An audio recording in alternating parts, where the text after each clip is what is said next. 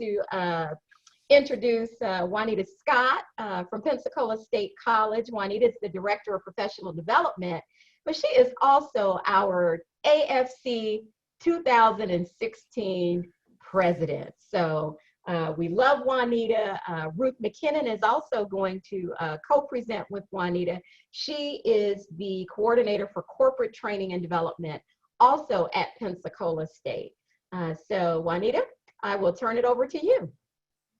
Thank you so much, Marsha. Hello, everyone. I hope everyone is doing well during this time. I'm so excited and pleased that Sharon reached out to us and asked us if we would be willing to present. I am thrilled to be here with you today. I'm going to jump right into it because we have a lot of material to provide to you today. I hope that this is going to be a fun and lively presentation for you. Feel free to go ahead and put your questions and comments in the chat. We'll try to monitor them as best we can. But today we want to talk about balancing priorities and what does that mean, particularly in the era that we're in now, because some of us are still working from home in some areas. I know some college campuses, they're kind of doing a phased-in approach. Here at Pensacola State, a lot of us are here on campus, but we still have a significant number of us who are working from home, and that provides a different, altogether, another set of challenges when you're trying to balance priorities and manage your task and stay on those deadlines that, that we really need to follow. So I want to share with you what we're going to be covering this morning. And then toward the end of this session, we'll review some of the objectives for this afternoon. It's going to be a great day today, guys. So please just sit back, relax, feel free to ask questions and jump in as you want to, okay? So what we're going to talk about today is basically why it's important to manage your priority. Why is it even important? Sometimes we go through the workday and we don't think about priorities. We just think about what we have to do. We just go ahead and get those things done. The other thing we're going to talk about is describing those obstacles that get in the way of us managing our priorities. How do we even know that we're having some challenges if we don't even, as they say, admit to what the issue is? Then we're going to give you some suggestions for prioritizing your task and prioritizing what's important, what's urgent, what might be able to wait, and how we can move through our day in a more efficient way. Okay, and then we're going to talk about strategies for making the best use of your time. A lot of us are busy, but we're really not doing anything. So how can we do some things, or what can we do to make certain that what we're doing is getting us to our goal? Okay, and then we're going to talk about relevant tasks. And then finally today, we're going to talk about just overall responsibilities. So basically, I just want to talk a little bit first about the benefits of managing priorities. Okay, and we know what those are. Improving your performance and productivity. You just feel better.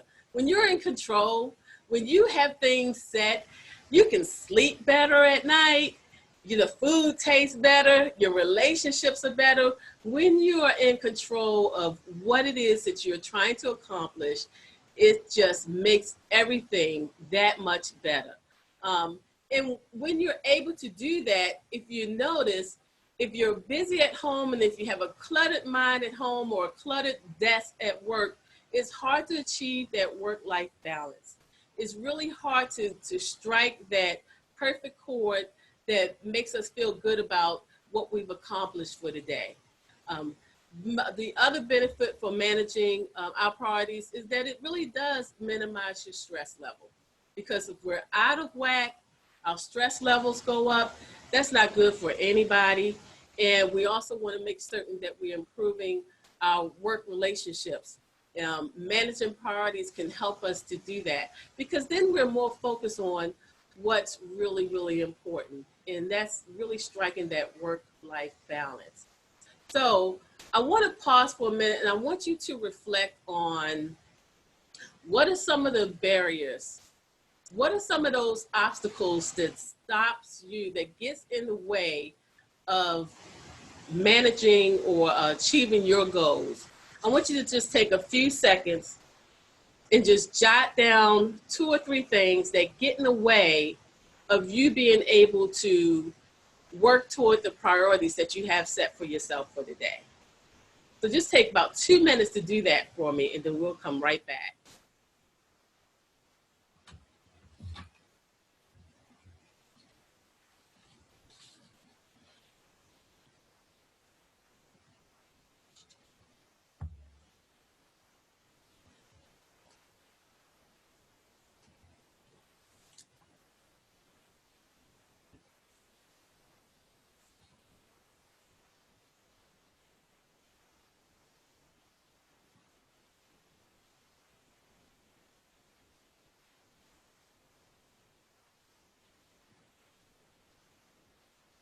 Okay, so who would like to just share with me just what are some of those obstacles that get in the way of achieving your priorities at work?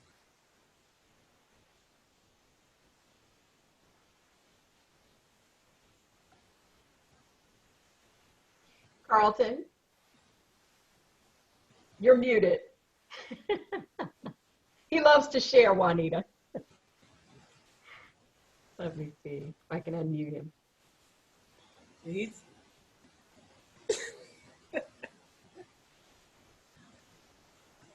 your volume is not up. While he's figuring that out, I got it. Okay. Okay. Try it again, Carlton.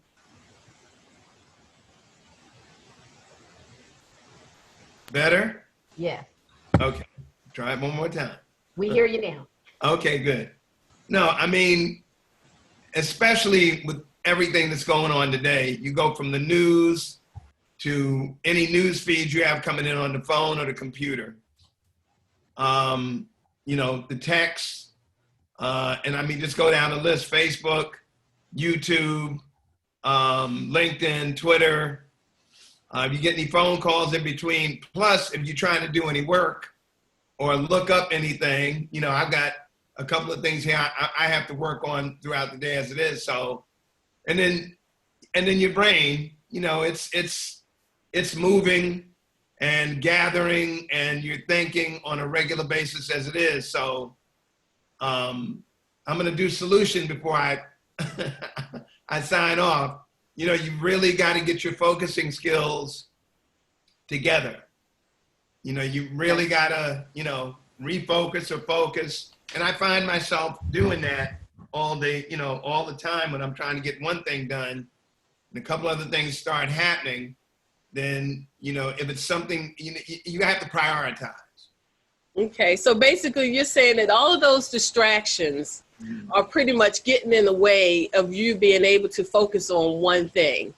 And those distractions being social media, you know, you're trying to multitask, or, you know, I am guilty of falling down a rabbit hole once I start looking for something. You know, how many of us have tripped over that rabbit hole and you know, we can't get out. We spent the night there sometimes, right? So, you know, today we're gonna ask you to think a little differently, and I'm gonna share with you this afternoon the one thing that you can do to get your priorities in line. That's gonna be this afternoon, but I'm gonna get you ready for this afternoon, this morning. But there is one thing that you have to do to get your priorities where they need to be, or to be able to focus on those priorities. And I'm gonna share that with you this afternoon. Is there anybody else that'd like to share?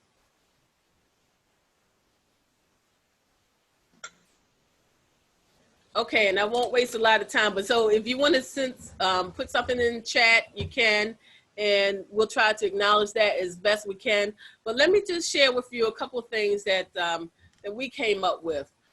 Sometimes obstacles can be a lack of goals, or vague expected outcomes. You know, we don't really know exactly what the outcome is supposed to be.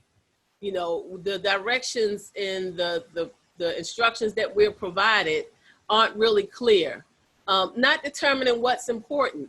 You know, how many times have we worked on something all day long because it's just easy to do and it's easy to get out the way, but it's not what's important, you know? So those are some of the things, that's something else that's an obstacle to managing your priorities. Unrealistic time estimates and lack of planning. You know, we think we can just do it because, you know, we have our mindset, we have the energy, we're just gonna go ahead and do it without regard to planning it out and what it's supposed to look like. And then sometimes we just have those unrealistic time estimates. We think we can do it, oh, I'll get this done in about 15 minutes. 2 hours later, you're still trying to get it done.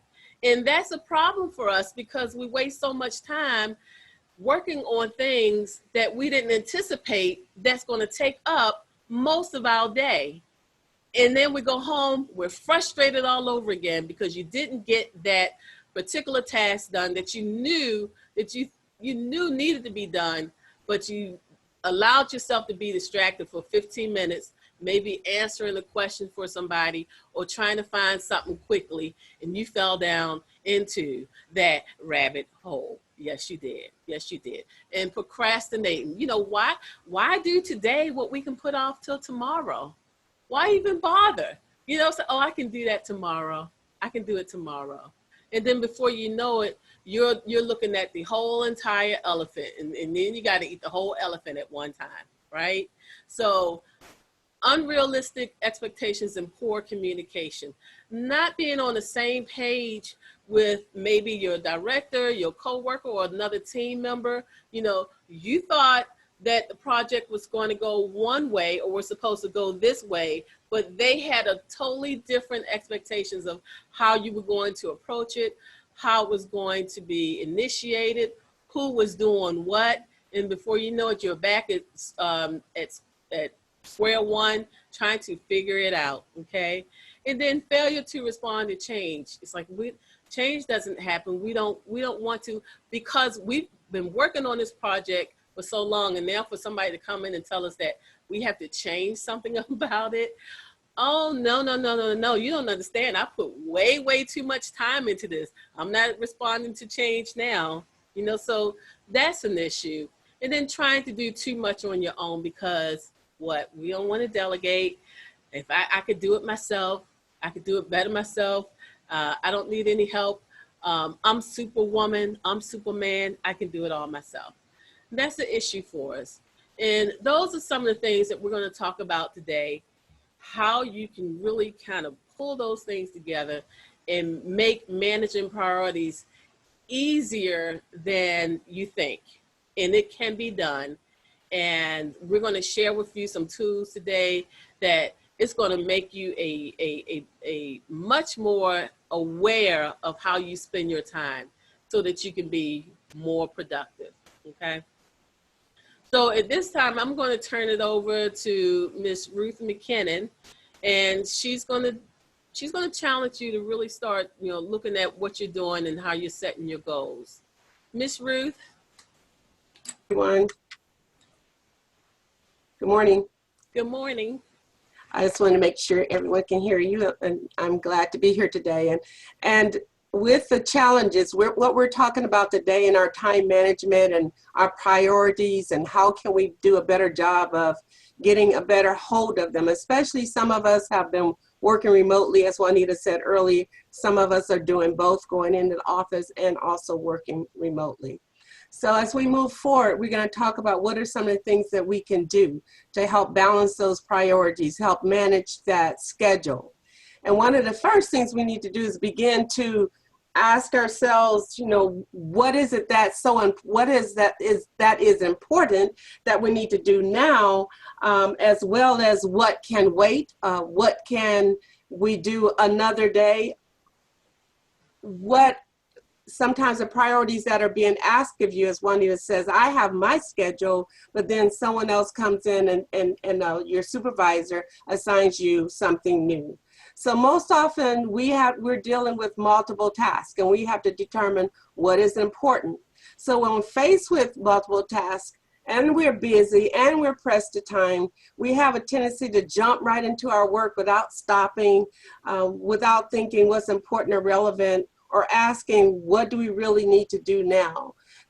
Oftentimes we have our own schedule, and when we have our own schedule of what we have planned to do today, that's where our focus is. But what if our supervisor or our manager or someone comes in and a project comes to them at the last minute and we need to reroute our day?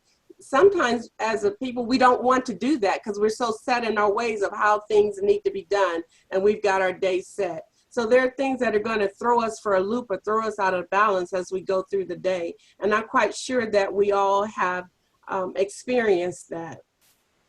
So as we begin to think about putting our day in order, we need to begin to ask those questions about what's relevant, what's important, what do I really have to do today?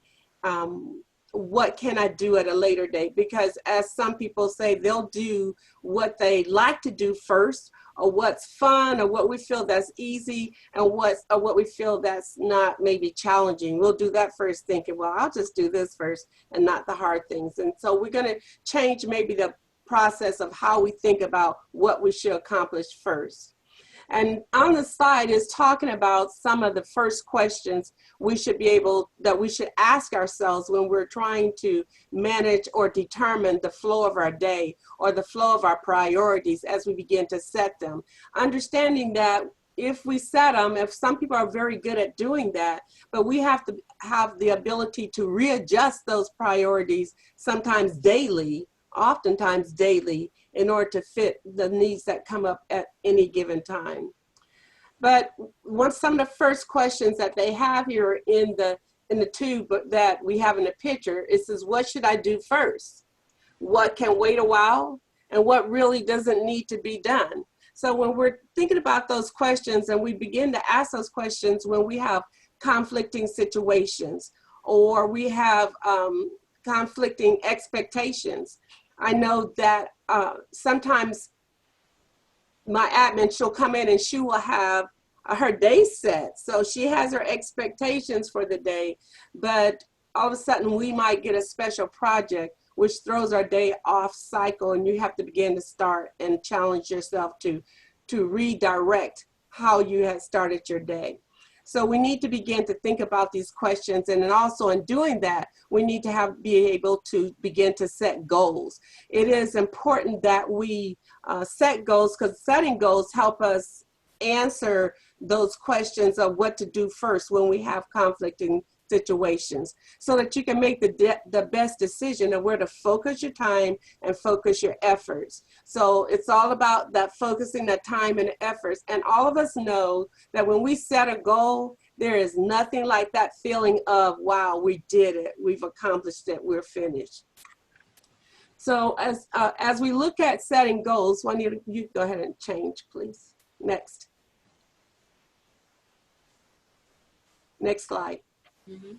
Some of the benefits of setting goals is the fact that we can get our priorities in order. We can focus our time and efforts and avoid some of those time-wasting activities. We're going to talk about those time-wasting activities a little bit later, and we do understand that all of us have time-wasting activities, but it's when we are more intentional about knowing that we are falling into maybe that time block of a time-wasting activity that we're able to be intentional and stop that and say, I need to refocus.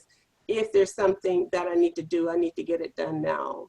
But one of the most important things in doing that, as we talk about it, is the fact that we begin to set goals. Now, when we're setting goals, we need to think about goals either at work or either at home or in your personal time.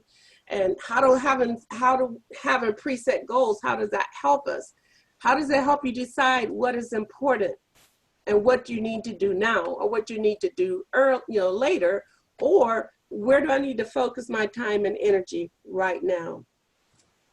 Now, we set goals, we want to make sure that we set SMART goals. We want those goals to be specific, that they're measurable, they're attainable, and that they're relevant, and that they're timely. So setting goals will help us when we start having those conflicting tasks of putting a goal out there or saying, okay, I have to do a schedule booklet by a certain time. And I'll talk about that a little bit more in just a second. But when you set those goals, we have to sometimes break the goals down so that you're doing many steps until you ultimately get to the final project or the final date that that project has to be set. So it is important that we set goals and we put dates to those goals, whether it's hours, days, weeks, but ultimately we need to focus on also what that end result needs to be.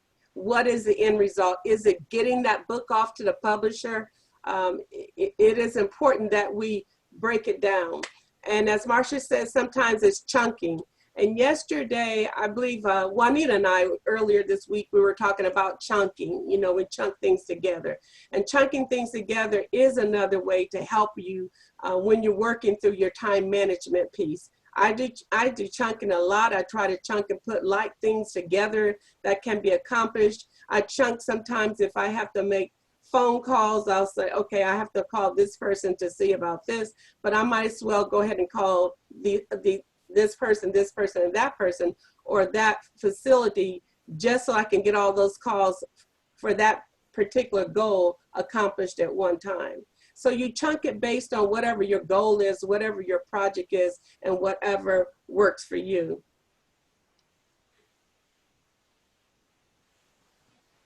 So hopefully you all are setting goals, especially if you're challenged with, you have goals that are, or you have tasks that are running against each other, they're having to be done at a certain time. Setting that goal and determining what's important helps, or identifying that. Asking the questions, sometimes you're going to have to ask more questions to make sure that what is most important. So don't get away from asking questions. Sometimes we don't want to go to the source that's going to help us to determine what is important. And also, stay away from time wasting activities. As it says, sometimes, well, I like to do this, so I'm going to go do this first. Or this is not as stressful, so I'm going to do this first. Or you go out and you might take a look at, and you want to surf the net, or someone comes in and stops you as you're doing whatever it is that you're trying to do. They'll come in and they'll start talking about the weather today. And that's a time-wasting activity that which you could have applied that time to that important task that you're trying to accomplish. When you have tasks, or you have multiple tasks that you're trying to do and they're conflicting, one of the things I will say here is that we also make sure that when we're trying to establish the goal of what's important, that if we need to include our supervisor or that person who assigned us a particular task in that, in helping us make that decision, we need to do that. Because oftentimes we need to go to them and say, we have this, and this to be done. This is how I scheduled it, but today you had another project that just came in. So which one would you prefer that I start on? What's critical and what's important to you? So you have to be able to think beyond what you have established and set up for yourself for that day. And you might have to reach out to that supervisor or to that person who's made the assignment to help you determine how to push things back. Because at that point, maybe some readjusting to your schedule can be made, and both of you are in agreement of what's important and what can be adjusted. Next, please. So we were talking about the fact that it's good to try to break those goals down into action steps. We talked about chunking as well. And so this is an example. I use an example of my schedule booklet. It takes us probably sometimes 6 to 8 weeks to finish that schedule booklet. But when we start to think about when we want that final product to be out in the mail to the community, we have to think about every piece that needs to be done. And so I just did this as an example, but it's not exactly the actual timeline. but some of the first things we have to do is I have to determine what courses are going to be taught during that term, the fall term or the summer term. And in doing so, I email my instructors. They have to be involved. So when I'm trying to decide the courses, I'm also reaching out to the instructors. So I have to add time for that information to go out to the instructors and give them time to respond back to me as to whether, first of all, if they can teach during that term. And if so, we have to find out what's their availability. So we have to have time with the instructor. So I have to include that time. So here's the 3 days while I'm working, but while I'm working, I've also sent that email out. I'm allowing two weeks for them to respond to that. And then as well, it says, after I do that, we have to then begin to determine room availability based on the courses that we're going to be assigning. And that can take us a week because we're reaching out to other campuses to get information from them, which they might be in the process of completing their schedule and scheduling their rooms. So we have to allot time for them to be able to get back to us. And then after we've done all that, it's now, 2 to 3 weeks into the plan, and now we're just starting to establish dates. So when we're looking at that process and we're setting the goal, we have to set the goal based on the end result and then back up and think about all that it's going to take for us to accomplish the goal so we can meet that ultimate timeline or goal that we've set. And we also have to allow for, time for Tracy, who's my admin, to also process that book. So she has to enter all the information. So everyone has to have enough time. So when you're thinking about your goals and you're breaking your goals down, make sure you break those goals down into action steps. So when you come up with that realistic timeline, or come up with a timeline, the timeline is realistic, is one that you can meet, and you didn't forget about the other people that have to maybe play a part in that task.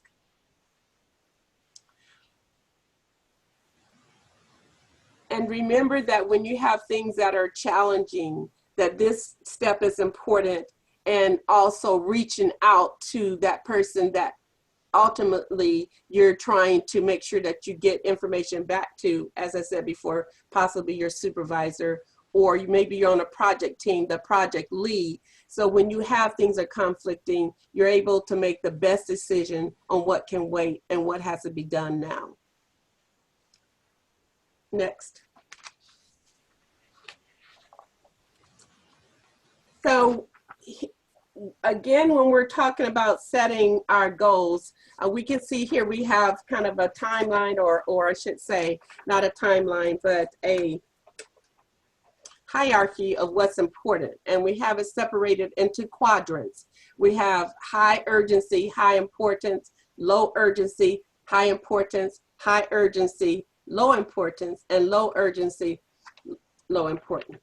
So when you're looking at or trying to establish your goals and what that specific timeline needs to be, sometimes when you're trying to break those ties, you need to be able to think about it in a little bit more of where something needs to be placed based on the level of importance or the level of urgency. Stephen Covey, in his 7 habits of highly effective people, one of the things he said he found is that determining the level of importance can help you to sort your goals into categories. And so the categories being the 4 categories that we have here, the high urgency, high importance for you. For example, when we think about high urgency, high importance, we think of what if there's a fire in your office.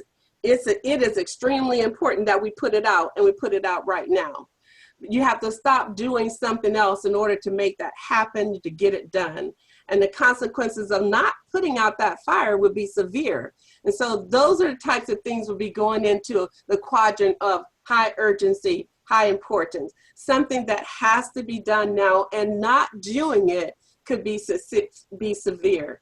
I sometimes tell myself when I have a really tough project, I'm really trying to put myself to do that project and make it my high urgency, because once I really get that tough project out of the way, then I am able to kind of move through the day a little bit better. And I feel great because I don't have the stressor of the day of realizing that I still have to go back and tackle that hot project that's been waiting on me most of the day. So I'm really trying to encourage myself to do that first. The high urgency, low importance, that is, you know, example of those things that are urgent, but they're not important. I think that this quadrant, as we have it here, is one of the best things to help you determine, especially when you are providing support to someone and you have a schedule that you made yesterday and today the schedule has changed. And so in order to determine what needs to go now, sometimes you have to look at it that way, as how urgent is this and how important is this? Mine is important. What I had planned is important, but is this urgent for my boss, or is this urgent for the project team manager? Do we have to get this out right now? Is this something people need to know? This session has been canceled and the session is supposed to happen tomorrow. Is that important, and is that urgent? Yes, because that's affecting a lot of people. But I might have something else at the top. But again, I will look at my something else to determine where it needs to go. So high urgency, low importance is not saying that what you were working on is not important, but there's something that is more urgent and more pressing than maybe what you had at the top of your list at that point. The low urgency, high importance, when you're coming to that place, you have something that is low urgency, but you have something that is high of importance. And you have to break that tie depending on what it is that you're trying to deal with. More than likely, you can go ahead and attempt the high importance thing because the other piece is not urgent. If it's urgent, then you're going to put it up in your high urgent quadrant. So the quadrants are just giving us another level to think of what to make happen right now. What do we need to do as immediately, and also to keep us from neglecting things, because it's easy to neglect those things that we truly don't enjoy doing. And sometimes thinking about the consequences will help us understand that something needs to be done now and we need to be able to do it immediately. And we're also able to determine what obstacles are in our way and determine what we need to do in order to get something done. If it's making phone calls, if it's asking for assistance, or sometimes maybe you can go to someone in your office, maybe all of this is new to you, and say, what do you do? Here's a situation that I have. How do you handle that? What do you do when you come up odds where you have conflicting situations? Has anyone ever come up to you and asked you, can you help me to help make better use of my time or make better decisions when I have conflicting situations? If yes, what did you share with them? Or what do you do to help you to determine when you have competing things? How do you determine what to do first? If a couple of people would like to answer. I'll share, Ruth.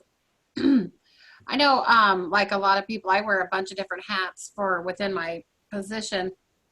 And for me, I try to, I also work with a lot of deadlines.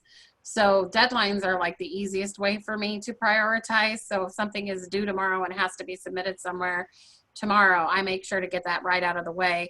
And then I have some that are not due until, a month out. So, but usually the ones that are a month out require me to gather information from other people. So I try to at least get those initial emails out or whatever, asking the others, here's what it is. And then I ask for it to be returned so that I still have about a week for me to process it and get it back by a deadline. But deadlines are my easiest way to prioritize. Also, sometimes, and I know this may not be the proper thing to do, some stuff takes 2 minutes to do. Right. So, which I know, you know, I think studies have shown that stopping what you're doing to do something that only takes 2 minutes is interrupting, and so you're really not managing your time. But for me, it makes me feel like I actually accomplished something if I can do those things that take me no time at all to get done and then just get them out of the way and off my desk. It allows me to not feel as chaotic. Mm-hmm. And it can be overwhelming if you have too many tasks going. So if you know you can get 2 crossed off that list real quick, that's what I'll end up doing. I'll just take a minute, stop what I'm working on, my big project, and knock out a couple things just to have a feeling of accomplishment. And that's really key, Melanie, is that feeling of accomplishment. I was going to say the same thing, that I do that sometimes because sometimes I need a brain break. You know, when you're working on something that's intense or it's a big project, sometimes you just need to take a breather for a minute so that you can think, you know, refocus and then get back into it. The most important thing is when we do that is don't get lost in that, because it's real easy for us to begin to do those things we enjoy doing and time gets away from you. So that's why it's still important that you stay focused on your time. And a lot, if you're going to do that, just a certain amount of time. Set your timer on your phone if you have to. So when 10 minutes or 15 minutes come by, you're like, okay, I have my 15-minute breather. Now let me go back and start to do work on that project that is basically the high urgent, high importance one, or either the high urgency, low importance. Now, you know that in that quadrant where we have the low urgency, low importance, that is a place that we can really get in trouble by we'll start doing things that we enjoy. If we're working on something where it falls in that quadrant, it's not urgent, it's not very important, that's when we get on the rabbit trails. And then once we get on those rabbit trails doing other things that we want to do, that we feel that are fun, we're surfing in that, and then all of a sudden we're behind on that task that was in that low urgency, low importance. Now it might have flipped over into one of the higher quadrants and causing you more stress. And now you have to work through that. So when you're trying to manage those tasks or manage your timeline, one of the things that we want to always make sure we do is think about setting goals. And setting goals will allow you to begin to base the tasks that have to be accomplished in order for you to complete that goal. And then you're creating your time management time. You're balancing your priorities based on that goal. So remember that we want those goals to be SMART. So they're specific, they're measurable, they're relevant, they're attainable, they're relevant, and they're timely. So if we're talking about we want to lose weight, so we talk about a SMART goal. Let's say I want to lose 20 pounds and I want to lose it in 6 months, and maybe that being December or January. So you want to be specific in whatever that goal is, what the goal is, and the timeline that you want to complete it. But you don't want to say I'm going to lose 20 pounds and I want to lose them in 1 week. Then that goal is not attainable. So you don't want to set goals that are not attainable for you. You want to seek assistance when you have multiple goals that are challenging if need be. Does anyone else have anything else that you would like to add on how you handle goals that are multiple tasks that are competing against one another?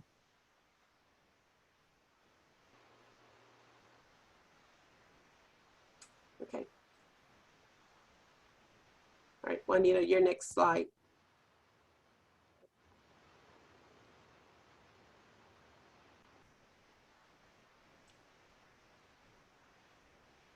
Okay. So, go ahead, Ruth. Go ahead. I'm sorry. Fingers working too fast. You're good. Go ahead. You're good. I think I wanted to make sure everyone had an opportunity to respond, because oftentimes you have really great tips and you can save some of them till we get to part 2. And I know that every day we say we balancing priorities and tasks, but I always feel that that's something that we can always do better, or look for great new ways to balance your priorities, or to make those to-do lists and using technology. So we'll talk about maybe some of those in session 2, where you can help someone else with what you do if some people are great time managers? Okay, you know, I was looking at some of the chat. I know we hadn't really been referring to it that much, but you all have been sharing some of your challenges, and I want you to know that I definitely can relate to all of them. One thing I do want to say is that what works for you works for you. Okay, so we are offering some suggestions to you as just that, a suggestion. But as we talk this afternoon, we're going to get into more specifics about what you can do. Somebody said, you know what to do, but you don't always do it. You know, it's like, we know, like, nothing that we share with you is going to be rocket science stuff, okay? So, you know, we could probably remove both Ruth and I and put you all in the room and say, okay, how can we balance our priorities? And you all would probably do a very, very good job of coming up with some strategy. So nothing is going to be new or rocket science that we share with you. But what we will challenge you to do is to refocus your attention on how you prioritize and how you go about your day. Somebody mentioned leaving your task you don't like until the end. I mean, that is just so common for all of us. I mean, who wants to do that? I do it at work. I can promise you that my storage room right now at the house looks the way it looks because I just don't want to do it. It needs to be done, but I just don't want to do it. My closet, I need to do it, but I just don't want to do it. I leave it, you know, I wake up, next Saturday, I'm going to rearrange my closet. I'm going to redo my home office. And then Saturday comes, it sounds so good when you said you were going to do it. Oh, it sounds so good. But when Saturday comes and it's a beautiful day outside, or it's not a beautiful day outside, it could be raining, oh my goodness. Or you can decide, I'm going to watch a movie, or I'll do the laundry first, and then I'll get to the closet. I'll cook dinner first, and then I'll get to the closet. Let me make these phone calls, and then I'll get to the closet. Well, I really been wanting to start on this new project. Maybe it's a scrapbook, maybe it's some pictures, maybe I want to take some pictures, maybe I need to run to the mall. And when I come back, if I feel like it, I'll start on the closet. And then before you know it, you know, and I see a lot of affirmative smiles because you all know exactly what I'm talking about. We are, at sometimes, can be our own worst enemy when it comes to trying to get ourselves organized. And that's why this afternoon, I'm going to share with you one thing that has worked for me. And I know that if you follow it, it will work for you. It will. And then just by show of hands or by chat, how many people use to-do lists? How many people use them? We all use them, right? Because we can check it all off, right? I mean, that's the best feeling. It's like you said, Mel, you know, I feel a sense of accomplishment. I do too.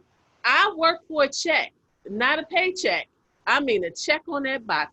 I check off that box and I am all good, right? But guess what? I'm gonna tell you why your to-do list is not working for you. Why to-do lists don't work and why you can throw it away today. But I'm gonna tell you that this afternoon when we start talking about the details of specific strategies that you can do starting today to make your life easier. And to make your life easier, because we all want to accomplish more. We all want that sense of accomplishment. We all want that feeling of, oh, when you leave to work, that you've gotten something done. My grandson asked me a few months ago, you know, and you know, you have to be careful what you say to children because they will throw it back at you. He asked me today, what did you accomplish, Nene? Do you know I had to scramble in my mind to come up with some And this is just a 9-year-old child. But I'm finding myself trying to describe to him or trying to, I don't want to use the words embellish the truth, to share with him what I did good today or what I accomplished today. But as he asked me that question, it forced me to reflect on my day. And when I reflected on my day, I was not very pleased with what I saw in my own reflection. I know exactly what happened. I took a trip down the hole like we all do. We've talked about it before. I allowed some interruptions. I allowed people to come in and talk. There are some things that there's some fun projects that I really want to get to. I started those fun projects. But what did I get done? I could not answer his question in a very truthful, honest way. And I think I said something like, aren't you hungry? It's time for you to eat. Go eat. But this afternoon, we do want to share with you some very specifics about what we talked about this morning. And I do hope that you can join us because it's going to give you an opportunity to, this afternoon is going to be about reflection and it's going to be about specific strategies. So with that, I am going to turn it back over to Ms. Walker and ask if there are any questions on what we've talked about so far. And I hope to see most, if not all of you all back here this afternoon.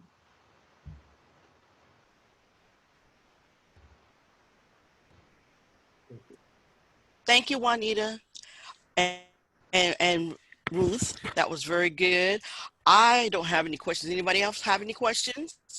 I'm just waiting for this afternoon for all the help I can get. Are we going to be using the same link on Zoom? It's the same link, right, Marsha? No, I think there's a separate link. Okay. So you'll have to go back in and do the registration.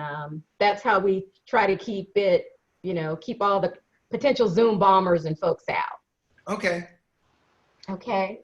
Well, I'm with Sharon. I'm looking forward to this afternoon because if my to-do list is obsolete, I need to learn what this new way of doing things is. Because nothing else works for me in keeping track of what I need to do and when I need to have it done. Thank you, Juanita. Thank you, Ruth. Thank all of you for joining us this morning, and hopefully we will see all of you back this afternoon at 2 o'clock.